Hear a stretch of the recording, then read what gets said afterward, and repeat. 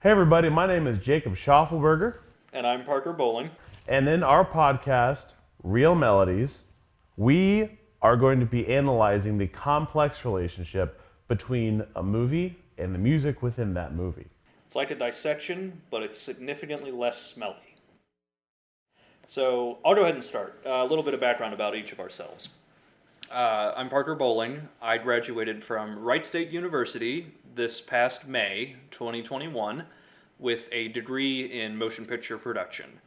Now, Wright State specifically, versus some other colleges that I've heard of that do film, really helped foster a knowledge of film history and film theory, and that was something that was a large part of my curriculum.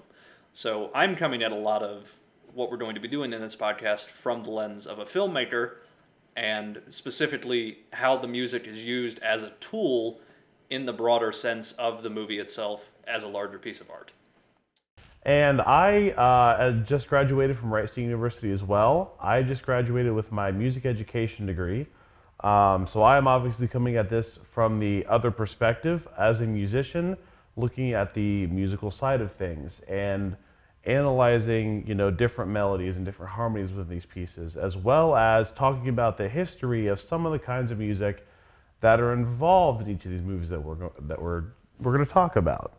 We're really going to try, when we do this, to give you a background of why we think it's important to talk about each of these movies and how the music really connects to the larger culture that it was made in, and also, how it influences the perception of the movie. Because without sounding cliche, the soundtrack, if it's good or bad, or the score, can make or break a movie. Most definitely. And in addition to the importance of this, frankly, I mean, most of these are just going to be interesting, I think, yeah. too. Yeah. We We got some stuff planned for you. we definitely do. And of course, y'all are going to have to wait for it. But at some point, we'll give you a nice podcast, probably a two-parter on one of arguably the best scores ever written for a film, the Star Wars saga. Y'all got to wait for it, though. But yeah, today we are going to discuss two movies that I'm not sure could be any more different. Yeah. And in a number of ways. You want to talk about our first one a little bit? Yeah, so our first one is called Cold War. It was made, my apologies for butchering this, a lot of these are in Polish, and I don't speak Polish. Paweł Pawlikowski from 2018. It was distributed by Amazon, and it is in fact on Amazon Prime, if anybody is interested in watching it, which I very highly recommend that you do. It's a wonderful movie. It follows two people during the Cold War who fall in love, and the Cold War gets in the way. That's the very basic footnotes version of it. It's a folk musician, sort of, folk artist, and somebody in charge of a folk troupe. Mm-hmm. And the two of them hit it off, and throughout their love of music, over the period of probably 15 years, 15 or 17 years, they weave in and out of each other's lives. It's kind of a doomed to fail from the beginning type of relationship that they have, because it's not really kosher in the world that they're in, which is 40s and 50s Eastern Bloc, Soviet Union, at least at first. They move around quite a bit, but they're in a place in time where they can't really be themselves, and their love of music is really what connects them and helps them bridge that gap between what would seem like unsurmountable circumstances. Most definitely. One of the first things I think you said you wanted to talk about a little bit was this one theme that kind of repeats itself over and over. This heart theme in a specific song. Yeah, so there's a leitmotif in the movie, and it first appears 5 minutes in. It's a very simple folk song that they sing throughout the entirety of the movie. By the way, the movie's under 90 minutes long, and it tells a very compact love story that feels pretty epic, I would say. They're going all the way around quite a bit of Europe over the span of a fair amount of time and regime changes, but it does it all in 90 minutes, and it doesn't feel like it's rushed. No, I saw it for the first time today, and I'll agree with that. Yeah. It's called, in English, Two Hearts. It is a love song, sort of. It's very prophetic, as it turns out, which, spoilers for the rest of the movie, they end up not being able to be together, and they end up dying at the end by their own hand. But the lyrics of the song are, at one point, 2 hearts, 4 eyes, crying because we can't be together. And it's repeated many, many times in many different arrangements, which you'll know a lot more about this. And it becomes a running leitmotif that is, I think, very, very powerful. Yeah, and as you said, it comes across in numerous different arrangements. First time we hear it, is it the two females or just the one that sings it? It's a young girl in the very beginning. That's right. Yeah, she is our main character. No. It's No, that's kid. right. Okay, yeah, my bad. That's all right. But yes, and so as far as the different arrangements go, at one point we do hear sort of a correct me if I'm wrong, we did hear that like in a like a swing jazz setting, like a jazz-ish setting at one point. And that's something that within a lot of musicals will happen. They'll use like this same sort of melody or ideology throughout, and they just put it in a different setting with maybe a different tempo or different instrumentation. It happens in particularly one I can think of is in Les Mis. That very first theme at the beginning of the movie, look down, da da da da da da.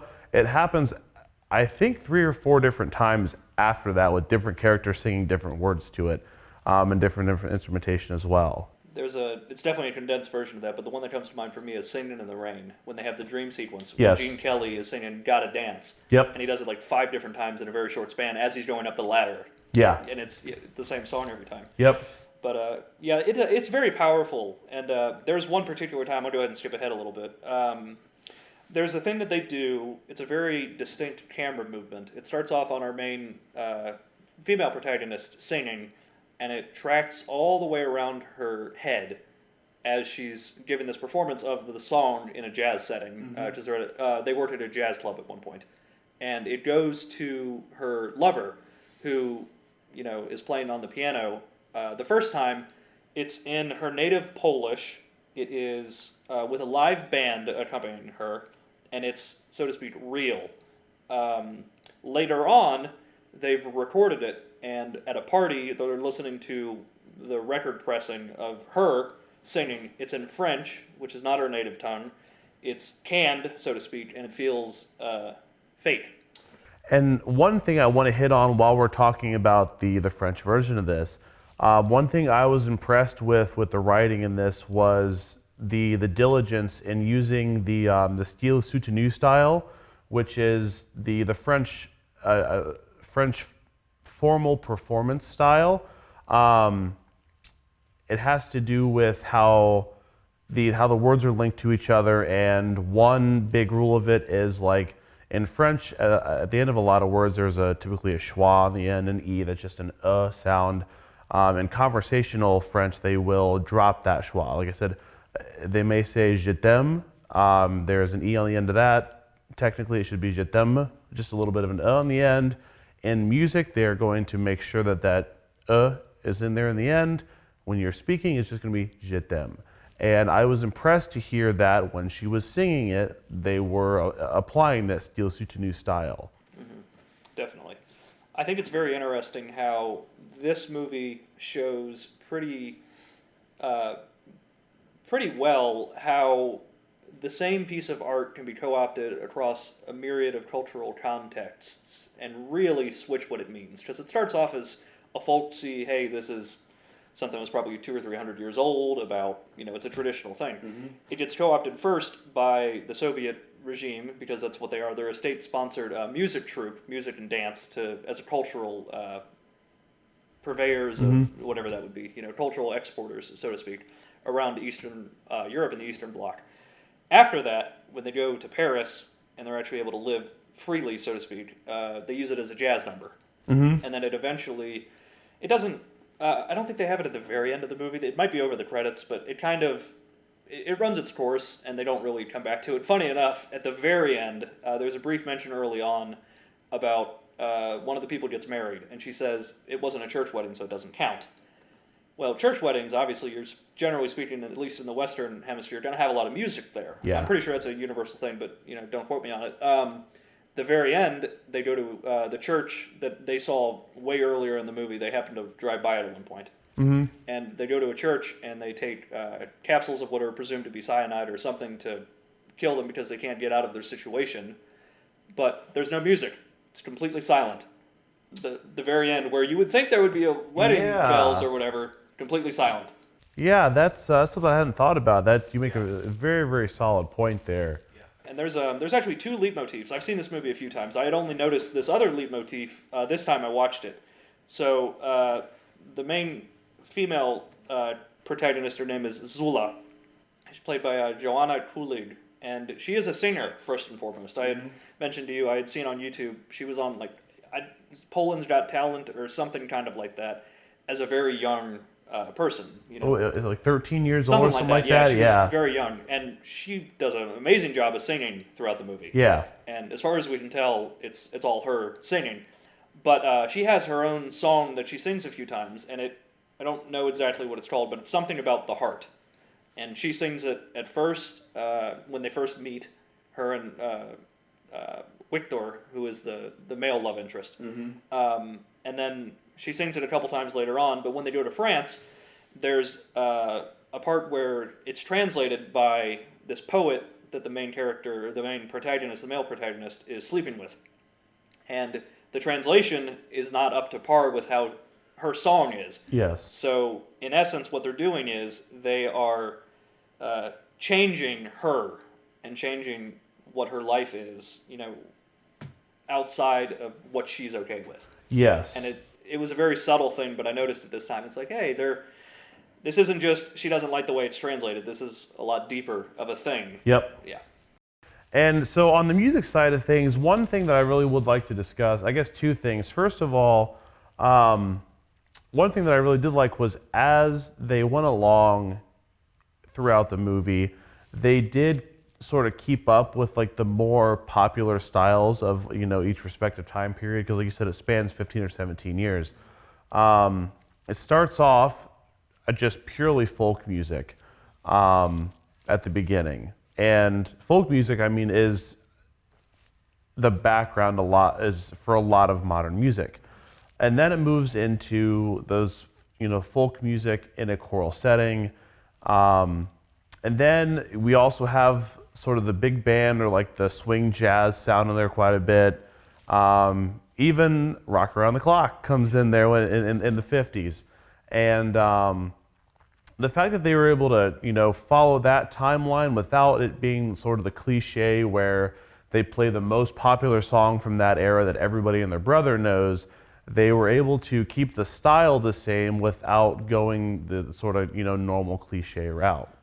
The other thing that I wanted to talk about was specifically in early on in the movie, one of the first performances they do is for I assume for Stalin, or they sing this song about Stalin in Russia or in the Soviet Union, and it fits directly into your very like normal run-of-the-mill Russian choral repertoire. And that in Western culture, a lot of the time, Russian choral repertoire is sort of swept under the rug. Part of it is because of, when it came out and, who was in power at that time. But also it has to do with the fact that, Russian itself, the language is tough to learn and tough to sing. With that said, some of the most beautiful choral pieces that have ever been written have come out of Russia. There are three that I'm going to list off here. The first one is by Tchaikovsky, who also wrote the 1812 Overture. It's called Bogorodice Dievoradusia. If I remember correctly, it is effectively the Hail Mary prayer from like the Catholic faith, it just in Russian. Roughly translated, it's about the same thing. And then the next one is called Spasenie Sodelal, I believe. And that one translates to Salvation Belongeth to Our God. Again, those are, two religious, sacred examples there. That one is was written by Chesnikov was his last name. And both of them are, 8 parts, pretty complex harmonies throughout, but like nothing jazz crazy, just a lot of very rich chords. And it has to do with the fact that, and this is another reason that a lot of the time Russian choral music isn't sung in the Western cultures, because it's often written about or for Russian basses. And there are, in the Spasenier piece, there are, for you musicians out there, there are low C's and low B flats for a bass. And that's something that not a lot of guys have. I mean, very few. But because of those low notes, and both of those pieces are all a cappella, it puts just a very solid underlying there without having to have a piano or any instrumentation. Number 3, and y'all are probably going to laugh at this one, the Soviet and/or Russian national anthem. That is a great piece of music. Now, of course, everybody has their ideology, what they're going to agree with, what countries they like, which ones they don't. But the music stands on its own. But that music stands on its own 110%. Even some of the most staunch anti-communist people that do podcasts that will remain nameless, but they think that we should adapt that and put new words to it and make it the American national anthem. I mean, if it's a good song, it's a good song, right? I would 100% agree with Absolutely. So, anything else to wrap that one up? So here's a funny anecdote. I saw this when it came out in 2018 at a very lovely movie theater in Dayton, Ohio called The Neon. If you're ever around the area, I would absolutely check it out. It's wonderful. Very nice people there. They do serve alcohol, which most movie theaters do now, but it's nice to have a drink while you're there. I saw it with a professor of mine, and there is a song in there. You had mentioned the popular songs of the time. Mm-hmm. There's a song in there, I don't know the exact name, I should have looked it up, but it's more or less, I think it's Is You Is or Is You Ain't My Baby. And when I first saw it, I couldn't help but laugh. And it's not necessarily in a funny scene, but this is a song that was in a Tom and Jerry episode that my dad watched countless times when I was young. My dad's a big Tom and Jerry fan, and I like Tom and Jerry, but that's one of his favorite episodes. Mm-hmm. So I kept thinking of it, and I had to explain it to my professor later on. I go, it's the Tom and Jerry music, because it completely threw me for a loop a little bit, because the movie's, at the risk of sounding like a film bro, kind of artsy-fartsy. It feels like it could have been made 50 years ago, and this is not at all a detriment. I love the movie incredibly much, but I can absolutely understand where this might turn some people who are just casual moviegoers off, because it's in Polish, it's not in English, it's subtitled all the way through. It's black and white, and it's in 4:3, so it's got black bars on the side of the screen. That's my bread and butter. That's kind of where I'm coming from. Mm-hmm. And where you're coming from is a little bit more so, not 100%, but this other movie that we're going to talk about very soon, yes, a little bit more indicative of that particular taste. Yeah. And there's nothing wrong with that. But, at least, if nothing else, you got some really good music in this movie. Most definitely. Absolutely recommend it. It's gorgeously shot. The performances are wonderful. Even if you're not a huge fan, it's not very long. So it's 100% worth your time. Yep. All right. Now, on the complete opposite end of the spectrum here, today we're going to talk about a movie with Jack Black and Kyle Gass, Tenacious D and the Pick of Destiny. Rock on. So, like I said, this stars Jack Black and Kyle Gass. A little bit of history on Tenacious D. First of all, before they had any albums come out, they had a 3-season series on HBO. Did they? Yes, from 97 to 2000, believe it or not. I've seen a couple odds and ends episodes of there. There's some funny stuff in there.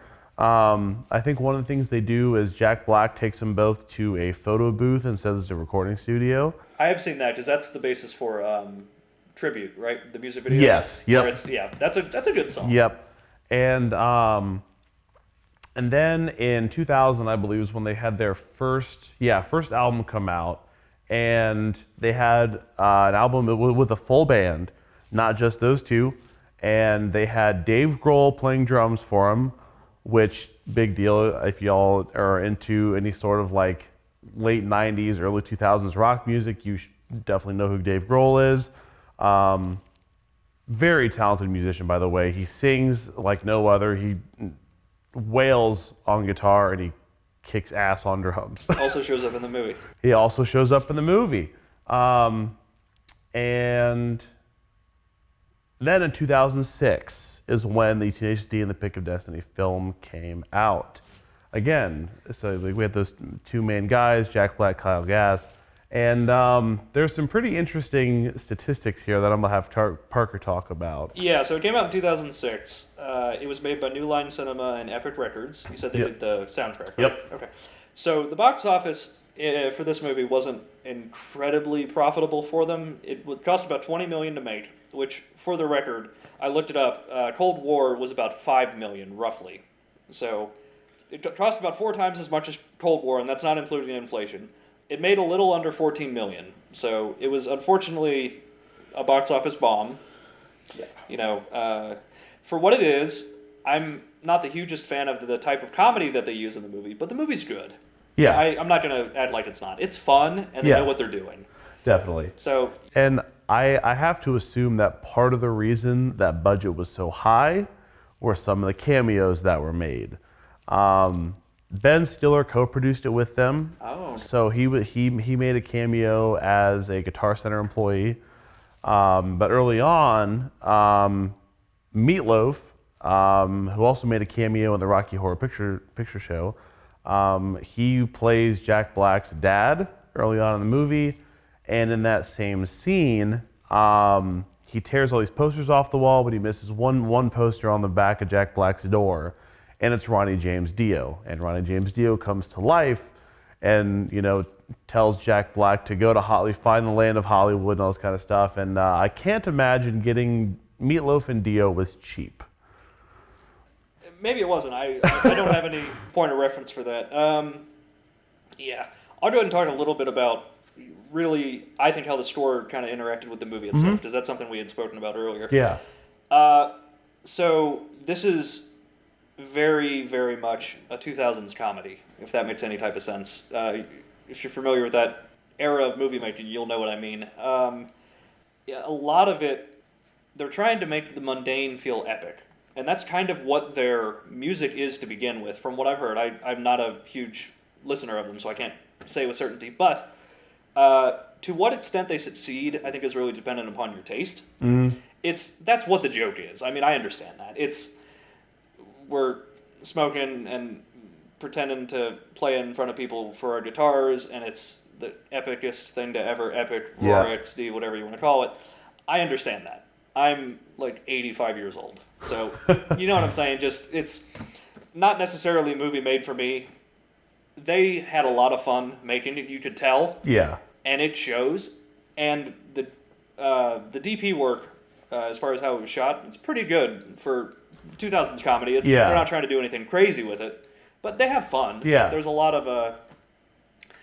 of pretty heavy use of CGI, which is not inherently a bad thing, but it kind of adds to the tongue-in-cheek quality of it a little bit. Definitely. Because when John C. Reilly shows up as Sasquatch after Jack Black eats a bunch of mushrooms, it's like they're not going for Citizen Kane here. I understand that. No, nothing against anybody. You know, it's not particularly my cup of tea all the way, but I had fun with it. It's a good movie. Yeah, definitely. Like, I'm not gonna sit here and say it's the best movie ever. It's the funniest movie ever. It's got some funny moments, and it's got, you know, it does sort of take like a comedic look at some of like the stereotypes of rock and roll music. Sure.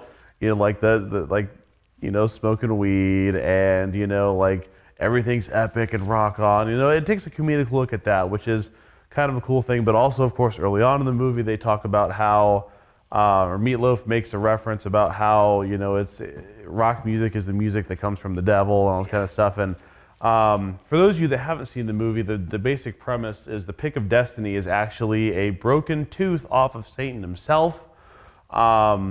So that plays a big part in the movie. And at the end of the movie, they, again, spoiler here, they get the pick. I won't tell you how they do it. It's fun. But they get the pick and they end up breaking it. And then this guy that's at this bar they're playing at picks it up. Turns out this guy is Satan and somehow, just magically puts this broken guitar pick back in his mouth and fixes his tooth, and they had to have this whole rock off thing. It's like if you ever played Guitar Hero 3, it's like that last battle against Lou, basically. It's very much Guitar Hero 3. That's true. Yeah, and that's another cameo right there. That's Dave Grohl again. And I have to assume that I know it's him singing there. There's a pretty little epic drum line in there that I assume he plays, and there's a solid chance he actually plays the guitar on that as well. Don't quote me on any of that, but I'm just going off, based off of knowledge that I know about Dave Grohl and his music history. Absolutely. Yeah, they. Oh, and sorry, not to interrupt. Speaking of Guitar Hero 3, there's oddly enough that the similar battle, but one of the songs that they only play a little bit of it in the movie, but one of the songs off the soundtrack for the movie is called "The Metal." Okay. And that is on Guitar Hero 3. Really? Definitely. I haven't played 3 in forever. That's the one I had growing up. I had 2 and 3 for a while. I can't remember if it's like one of the mainstream songs or if it's like one of the extra ones you gotta buy, but I know it's on there. But anywho. I did notice, this is something you'll be able to tell me a little bit more about. I hope. Oh, you will. They do follow, this is kind of a lip-synced musical through a fair amount of it, which reminds me a lot of Ken Russell's Tommy, which I hope we get to watch at some point soon, because, oh boy, that movie's a lot of fun. But very much lip-synced musical, and it follows pretty, not to a T, but it follows pretty well the ideas of aria and recitative from classical opera, which, if you know them or if you've seen the movie, they're very much, playing style is based on classical music. Yeah. Yep. I would agree with that. There's a lot of sort of like conversational stuff that's sung, which is the definition of recitative, and for those of you that don't know, an aria is it's a song within an opera or even a musical that kind of tells a little bit of a story. It might recount an event, and that happens. Both of those happen quite a bit, and like you said, it does sort of line up with like a musical. Like you have your I can't talk, your recits and your arias, and then you have like your just normal dialogue. But yeah, I would 100% agree with that. Yeah, it's fun. Again, this is just a personal thing. I'm gonna like what I'm gonna like. You're gonna like what you're gonna like. Definitely. We picked 2 things that were incredibly divergent from each other, specifically, to show we're able to do both here. Yep. This isn't just we're gonna talk about, stuff that your grandfather watched or anything. We're trying to have fun. Yep. One last thing I want to hit on before we're out of time here is within the movie. There's the first time when Jack Black meets Kyle Gass. Yeah. They kind of go back and forth. Kyle Gass he's sort of this diva, even though he's just some dude playing guitar along the beach in LA. Sure. And he starts playing Boire. Yeah, the Bach piece. Yeah. And he starts with that, and then he goes into For Elise, the Beethoven, da da da da da da da da da da da da da. Yeah. And then he goes into an excerpt from Eine kleine Nacht music by Mozart. So within a minute and a half run, they have Bach, Beethoven, and Mozart back to back to back. And that's something that's pretty interesting. Sure. And if you, from this movie in particular, if you're going to listen to one thing from this movie, make it be this. It's on Spotify. It's called Classico from the Tenacious D and the Pick of Destiny movie. One very quick thing. They do also use Funeral of the Queen Mary from Clockwork Orange, complete with droogs at one point in the movie. I also hope that we'll be able to talk about that soon, because that's very interesting music in that movie. But I saw it and I'm like, hey, yep, it's Clockwork Orange for 5 seconds, and then it's not. Yep. But yeah, they paid their dues to a lot of the classical tradition, and I think they had... it turned out pretty well. You don't see too many operas in the modern day, so to speak, really. And it's pretty darn inventive as far as that goes. Most definitely. Are we running short on time? I think we're about out here. You have any closing remarks on Cold War? Love it. Absolutely watch it if you get the chance. I would agree with that. Tenacious D? Tenacious D. It's goofy. It's funny. Watch it. Have a good time. Absolutely. Thanks for joining us, and we will see you next time.